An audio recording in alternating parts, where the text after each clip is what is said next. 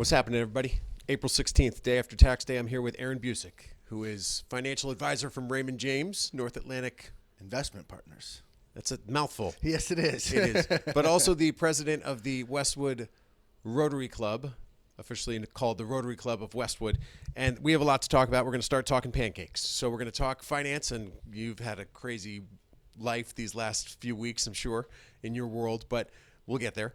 First, let's talk about your role as the president of the Rotary Club and the fact that we've got our big pancake breakfast coming up on May 4th. I'm excited about it. We've got a lot of support from sponsors. Now we just got to get people to walk through the doors. It's at First Baptist Church on Sunday, May 4th from 9 a.m. to 12 p.m. Your thoughts? I'm excited. It's a great event. It truly is for the families in town. You know, it's an opportunity to get out of the house, to go get a nice homemade breakfast that you don't have to cook, and it's an opportunity for the kids to be kids, and they can run around, and they can be silly, and they can be loud, and that's great, and we encourage it, and we love to see it. We've got a DJ, we've got face painting, we've got arts and crafts projects, and so it's just a great way to get out of the house, spend some time with neighbors and friends in the community, and get some good food. It's homemade. We make it right there on site, and it's an exciting time. My kids love it. They look forward to it every year. Unfortunately, they won't be able to make it this year, and they're actually bummed about it because they ask. You know, they've started to kind of understand where this happens, and it's in the spring. It's in that March, April, May time frame, and that's kind of what we're trying to do. This is an event, you know, the Rotary Club's been doing it for many, many years. I think we've mentioned it before, but obviously when the COVID pandemic hit, we had to take a couple years off. So this is our third year back. One of the challenges we've had is that, unfortunately, this is the third different venue. But we feel very good. We're thankful for Bob and his family for helping us get this set up at the church again. And we feel pretty good that this is something we can really start to get comfortable with, and this will become the place. And so, you know, we're excited about that, and we're excited about some of the new things that we've rolled out this year. Tom, if you want to share a little bit about what we have going on this year that might make it a little different for folks. Well, sure. I'm into competition. So one of the things I thought might be fun is to see which school by percentage sends the most number of people to the pancake breakfast. So when you buy your ticket, we will ask, you know, hey, what elementary school are you associated with? Or are you associated with Thurston Middle School? And then whichever school has the highest percentage of involvement, we're going to do a little party for them. Not necessarily defined yet what that party is going to be, but it should be fun, and it's just a way for people to represent a little bit. So like, hey, Martha Jones had the most, or Sheehan had the most, or Downey had the most, or Pine Hill had the most. I think that's kind of fun. So you can go to bit.ly/Rotary Pancakes, and you can, you know, order your tickets. You can pay for them right now. It's super cheap. I mean, really, that's so amazing to me that it's not about making a lot of money from the people who are coming to the breakfast. We've gotten great sponsor support. This is really just more of a community gathering thing. And you mentioned Bob, without saying Bob Folsom, and he deserves a shout out for so many of the things that he's done as a member of this Rotary Club. And once again, coming up big to get us the spot at the First Baptist Church. And for any of you dads who've gone to the traditional father-daughter dance, that's where we're talking about. That's where we're going to be on Sunday, May 4th.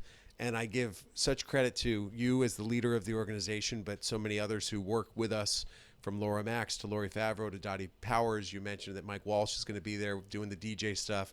You know, we have a new member, Jennifer, who's going to be there. I'm excited about that. Natalie Marsh and her group with Compass is not only a sponsor, but she does all of the face painting stuff. No, not the face painting stuff. She does the coloring, the arts and crafts. And it's Laura Max and her friends from Dedham Savings who do the face painting. So it's a good thing. And you referenced it's May 4th.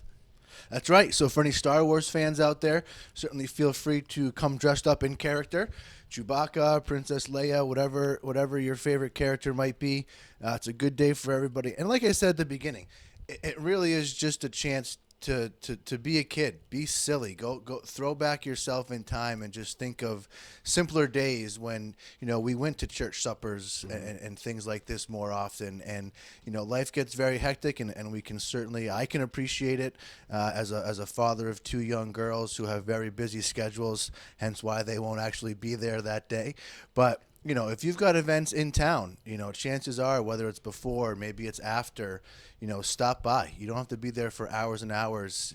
Just try to get into that habit, and your kids see it. And I remember, in the past couple of years, just hearing from families as they're walking in, talking about how they went to these things as kids. And we want to revive that spirit and have this again be something that generation on generation people are going to the pancake breakfast, and they're enjoying themselves, and they see their friends. And sometimes it's weather dependent. I know last year was very cold and rainy.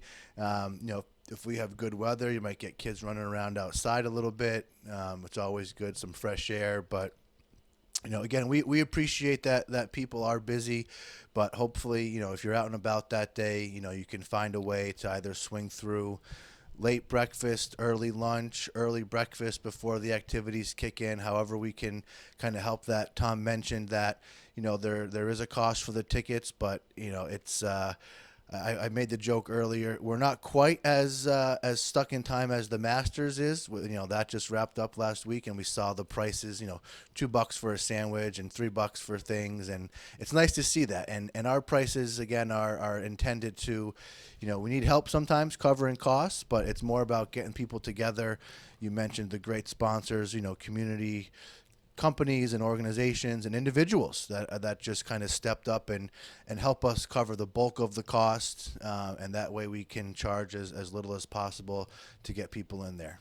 Well, I went down the slippery slope of trying to rattle off a bunch of names without looking at a list, and I didn't mention Helene Drolet, who's a former past president of the Rotary Club, and I know that she was very involved in this over the course of many years and will likely be there on the 4th, but also the other event which is coming up, which is May 10th, which is the clothing drive that's really spearheaded by Lori Favreau over at Dedham Savings, and that's where it is hosted. Well, Lori has now retired from Dedham Savings, but that's where we do the clothing drive, and that has been a real success. So if you've got a way to clear out your closet, and this is a great time of year to do so, and we've actually done it twice a year. This is now, I believe, the third or fourth one that I've been around and associated with, and every time we have one of these clothing drives, which benefits the Epilepsy Foundation, hundreds of pounds of clothing ends up being collected, and it's not just clothing, it's also linens, drapes, that Curtains, kind of stuff, textiles. So it's a great opportunity, and that is on the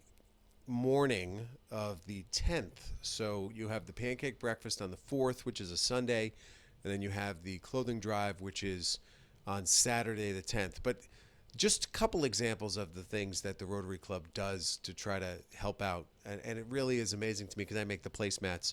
It reminds me when I type it up that it is about just serving others, right? What's the motto? It's service to others above self. Above self. Yep. It's true. It's a good group of people. I enjoy being in it. Yeah, I mean, it's fun. You've used that word in the past, and I think it's a good way to describe it. It's a fun group.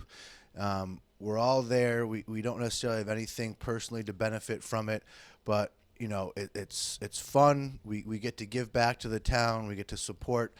I would say 90% of what we do goes back to the kids in town. We do scholarships at the high school directly. We help contribute to the Women's Empowerment Scholarship.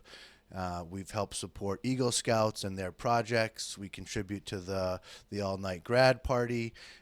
It really is about giving back to the community and helping however we can. And one of my favorite nights is coming up in May. A little bit later after the clothing drive, that's the Ray Awards. I say it every year when I speak in front of the kids. It's my favorite night because we're celebrating kids that are doing good things simply for the sake of doing good things. And that, really does epitomize what the Rotary Club is about.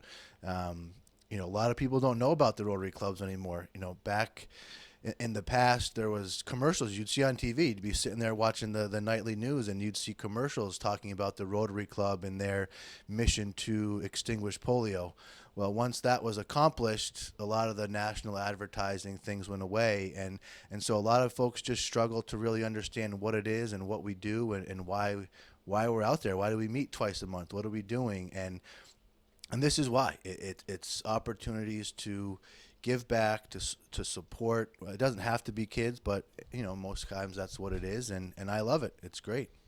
Can we hop into a little bit of your day-to-day existence? So you have moved from your location, which was on Washington Street in Westwood, to a new location here in Newton, and you're now working with Raymond James.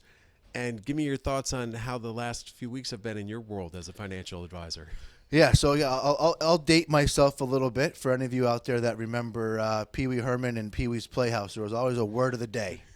And when the word of the day was said, the robot went crazy, everybody yelled and screamed. Well, my word of the month is communication. And things like this happen. They seem to happen almost annually over the last 5 years, right? COVID was literally 5 years ago. And every year there seems to be some sort of an event that triggers this kind of volatility. And my main mission is to make sure that I communicate with my clients, remind them that I'm here, that I'm paying attention, that I see what's going on, and that I'm available if they have questions. Because that, to me, is one of the biggest things that I do for my clients is provide information, educate them on what's going on, keep them calm, right? I mean, I think it's very emotional when we see our retirement funds fluctuating as much as they may be.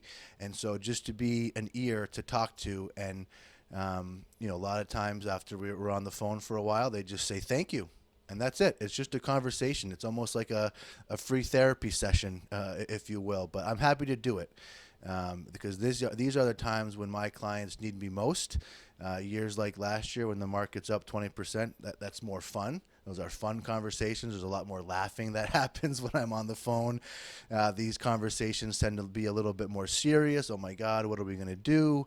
But it speaks to what good financial planners and good financial advisors do is we have plans and we have goals.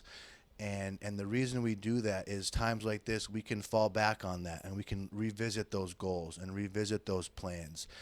And as much as it hurts to see your account balances fluctuating as much as they do day to day, when you remind yourself that, all right, our goal is 10 years away, 5 years away, even 3 years away, we've got time. And can we make adjustments? Sure. And we can talk about what those adjustments might look like, the pros and cons. And then at the end of the day, we make a decision that we think makes the most sense. And I'll tell you, 9 times out of 10, after we have that conversation, we kind of stay the course.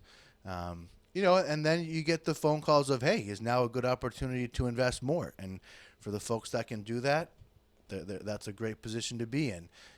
But this is when good advisors and good companies really stand out. And I think I'm happy to be here.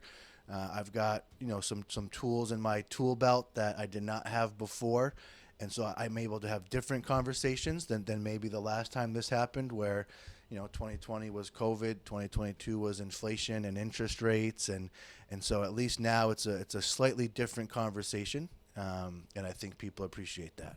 Well, clearly he knows what he's talking about. So reach out if you'd like some assistance. And if you want to learn more about the Rotary Club, Aaron's the guy to talk to as well. So please join us May 4th. Please gather your clothes and drop them off at Dedham Savings on May 10th. And meanwhile, just have a good day. And thanks for supporting everything we do with the Rotary Club. So that's the latest for this episode of the Westwood Living Podcast with Aaron Buczek. I'm Tom Leyden. We appreciate your time listening, and we look forward to seeing you sometime soon.